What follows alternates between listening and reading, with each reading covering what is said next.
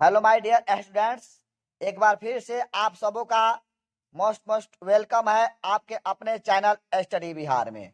तो दोस्तों, आज के इस वीडियो में हम लोग काव्य खंड के बारे में अध्ययन करेंगे। हिंदी कक्षा 10वीं के हिंदी में गोदली जो है उसमें दो खंड होते हैं, काव्य खंड और गद्य खंड। तो गद्य खंड की सभी 12 चैप्टर का मैं वीडियो बना चुका हूं। अगर उस वीडियो को आप नहीं देखे होंगे तो उसका लिंक इस वीडियो के भी डिस्क्रिप्शन में मिल जाएगा। वहां से जाकर आप 12 अध्यायों का अध्ययन कर अच्छा से अच्छा स्टडी कर सकते हैं। तो दोस्तों, मुझे उम्मीद है कि आप लोग कड़ी से कड़ी मेहनत कर पढ़ाई करते होंगे। तो दोस्तों, आज हम लोग काव्य खंड के अध्याय 1 राम नाम बिनु बिरथे जगी जन्मना जो नर दुख में दुख नहीं माने शीर्षक कविता के बारे में अध्ययन करेंगे। तो राम नाम बिनु बिरथे जगी जन्मा जो है शीर्षक जो है गुरु नानक के द्वारा लिखी गई है। इनका जन्म 1460 ईस्वी में। इस टॉपिक से, इस चैप्टर से ऑल ऑब्जेक्टिव और ऑल सब्जेक्टिव क्वेश्चन पर डिस्कस करेंगे।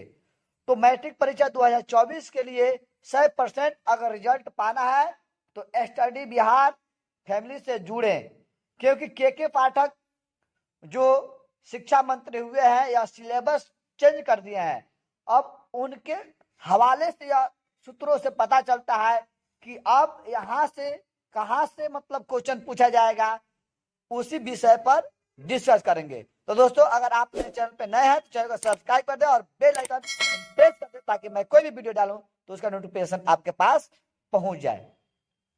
तो दोस्तों, जो चैप्टर का नाम है राम नाम बिनु बिरथे जगी जन्मा, इसको लिखने वाले कौन थे, लेखक कौन थे ना? गुरु नानक। गुरु नानक का जन्म कब हुआ था? 1460 ईस्वी में। इनका जन्म स्थान पूछ देगा, मतलब गुरु नानक का जन्म कहाँ हुआ था? तो तलवंडी लाहौर, लाहौर जो आज पाकिस्तान में पड़ता है। गुरु नानक का जन्म स्थान को क्या कहा जाता था? नानकाना साहब, उनका जन्म स्थान को कहा जाता था। अब यह जो है लाहौर नानकाना साहब जो है स्थान जो है कहाँ पड़ता है? अब पाकिस्तान में पड़ता है। पहले जो था देश का मतलब पाकिस्तान नहीं बना था, देश आजाद नहीं हुआ था, उस समय का बात है। तो वह सब क्या होता था? पाकिस्तान में पड़ा। जब पाकिस्तान में तो लाहौर कहाँ चल गया? पाकिस्तान में चल गया।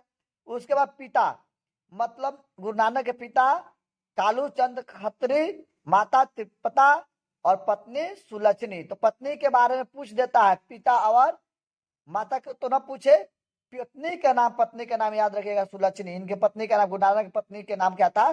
सुलक्षणी। सिख धर्म का परिवर्तन मतलब गुरु नानक ने किस धर्म का परिवर्तन किया था? तो सिख धर्म का। उसके बाद गुरु नानक की मृत्यु कब हो गई थी? तो 1539 ईस्वी में। मतलब इस पाठ में बताया गया है कि मुक्ति नहीं मिलती, मतलब मानव को, मनुष्य को मुक्ति किसके बिना नहीं मिलती है? तो गुरु कृपा मतलब गुरु ज्ञान के बिना मुक्ति नहीं मिलती। मतलब बताया कि मनुष्य को, मानव को इस संसार में जन्म लेना बेकार है। क्यों बेकार है? किनके बिना बेकार है? तो राम नाम के बिना इस संसार में जन्म लेना क्या है? व्यर्थ है, बेकार है। गुरु नानक ने अपनी प्राणों को त्याग दी। गुरु नानक ने क्या कहते हुए अपने प्राणों को त्याग दिया था? वो तो वह है गुरु कहते हुए उसने क्या किया था? अपने प्राणों को त्याग दिया था। निर्गुण भक्ति धारा के कवि गुरु नानक जो थे किस धारा के कवि थे? वो निर्गुण भक्ति धारा के कवि थे। गुरु नानक की रचनाओं का संग्रह गुरु अर्जुन देव ने किया था। वाणी 20 के समान, मतलब आपसे पूछा जाएगा कि वाणी कब 20 के समान हो जाती है? तो राम नाम के बिना वाणी का हो जाती है 20 के समान हो जाती है। गुरु नानक ने पंजाबी के अलावा कविताएं लिखी, मतलब पंजाबी के मतलब पंजाबी में लिखते थे। पंजाबी के अलावा किस विषय में, मतलब किस भाषा में अपनी कविताएं लिखी थी? तो हिंदी भाषा में। निर्गुण भक्ति मार्ग के कवि, ये भी पूछ सकता है कि गुरु नानक जो थे निर्गुण भक्ति मार्ग के कवि थे ना। निर्गुण भक्ति मार्ग के कवि कौन थे? तो गुरु नानक।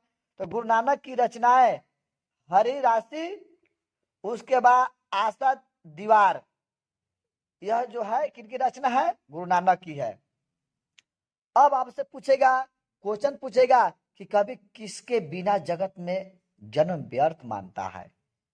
तो यह कवि, इस कविता के कवि कौन है? कौन है? गुरु नानक। वह न ईश्वर के उपासक थे।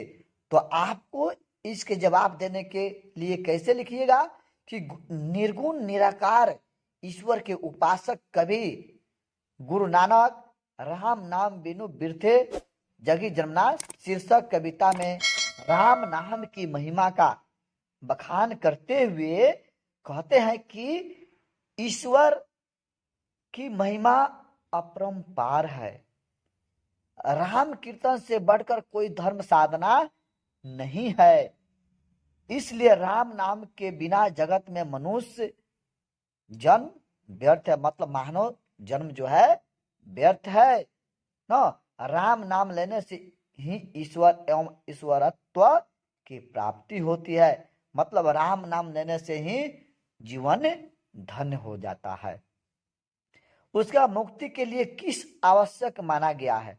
मतलब मुक्ति के लिए इस पाठ में किसे आवश्यक माना गया है?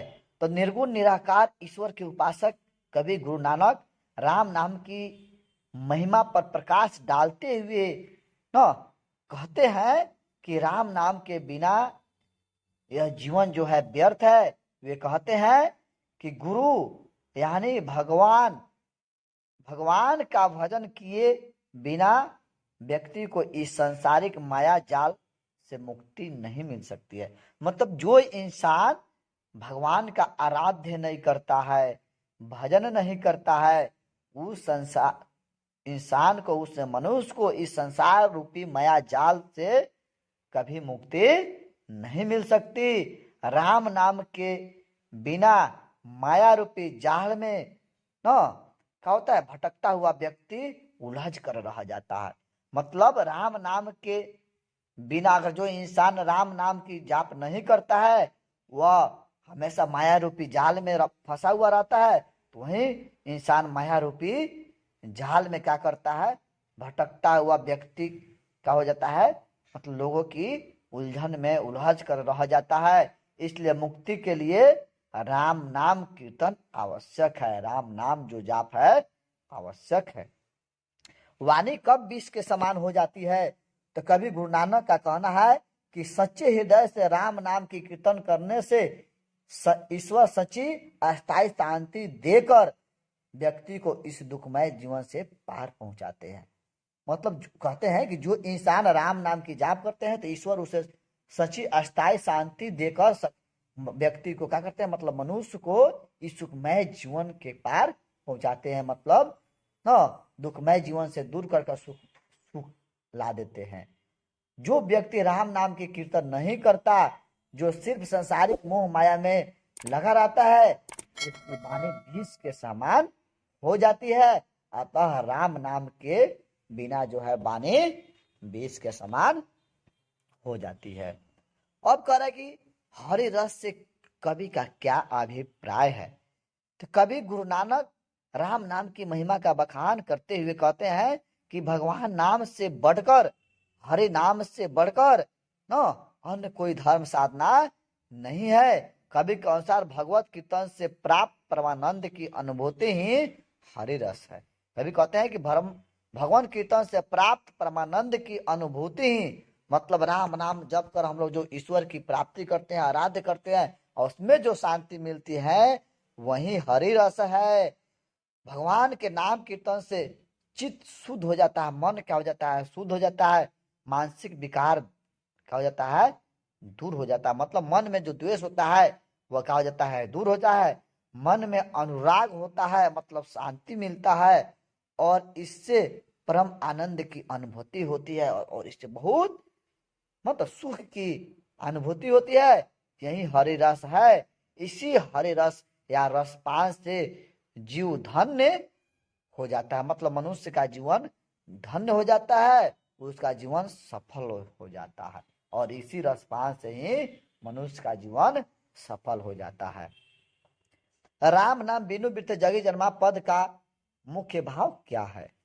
तो प्रस्तुत पद के प्रमुख भाव पूछेगा, व्याख्या पूछेगा, तो वहां आप लिखिएगा प्रस्तुत पद कवि गुरु नानक के द्वारा लिखी गई है। प्रस्तुत पंक्तियों में निर्गुण वादी विचारधारा के कवि, मतलब आपसे गुरु नानक किस विचारधारा के कवि थे? निर्गुणवादी विचारधारा कवि गुरु नानक। राम नाम की गरिमा मानवीय जीवन में कितनी है, मनुष्य के जीवन में कितनी है, इसका उजागर सच्चे हृदय से किए हैं।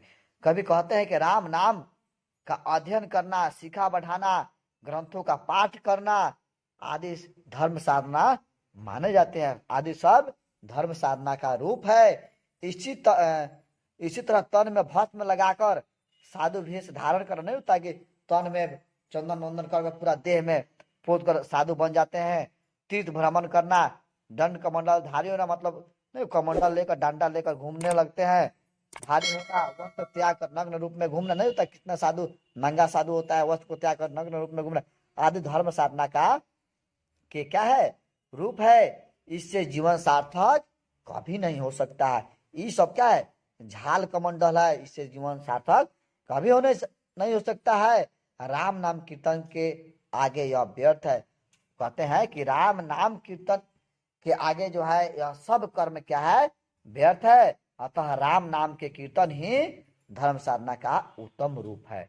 मतलब यह सब न करके हम हमेशा घर पे भी बैठकर राम नाम की जाप करें तो यह सबसे उत्तम है। उसके बाद आपसे क्वेश्चन पूछा जाएगा, जो नर दुख में दुख नहीं माने कविता का भावार्थ लिखे।